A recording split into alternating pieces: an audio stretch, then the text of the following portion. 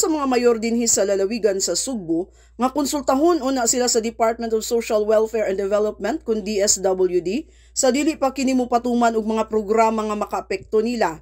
Sama na lang sa pagpang-apod-apod niini og hinabang pinansyal pinaagi sa Pantawid Pamilyang Pilipino Program kon 4Ps nga gikagubtan sa mga benepisyaryo og didto gibasol sa mga mayor ug mga barangay kapitan.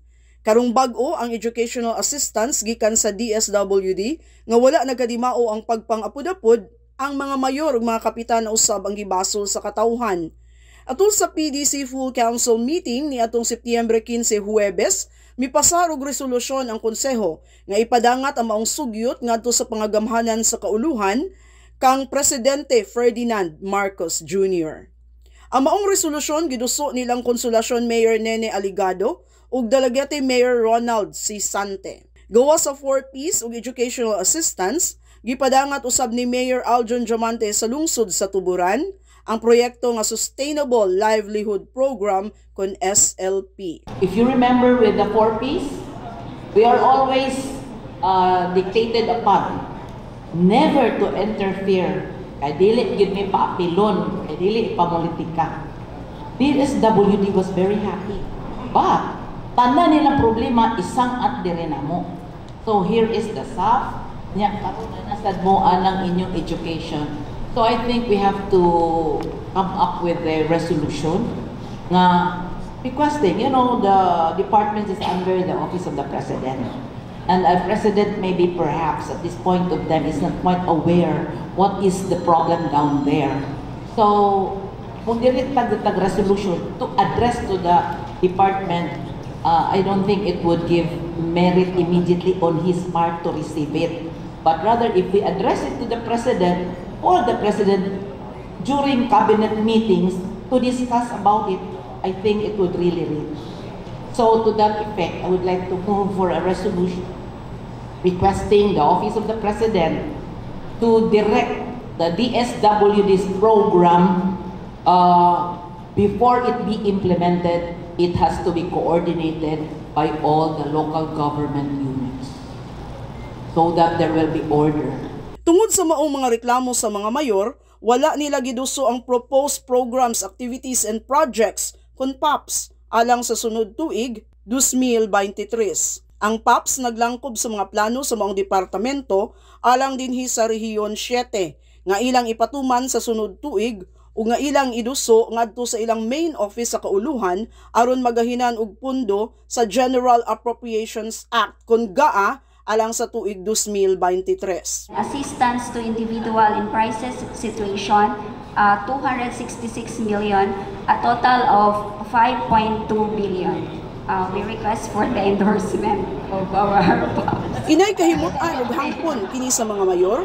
Gipabuhagay hinuon nila ang mga kahasol nga namugna sa mga programa tungod sa mga bulilyaso ug nga nagtuo ang katawhan nga ang mga mayor dunay kalabutan niini.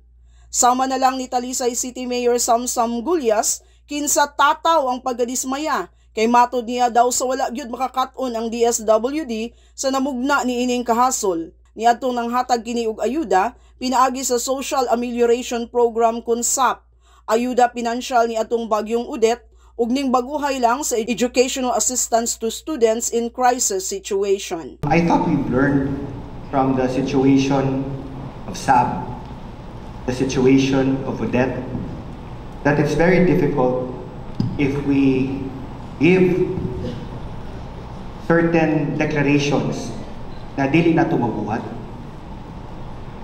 Dakong kalipay sa muang mga tao sa Talisay and maybe in the province of Cebu when pag-ingon na ang tanan ipakita lang ang enrollment form, ipakita lang ang ID, tanan makadawat og educational assistance. Nalipay ni.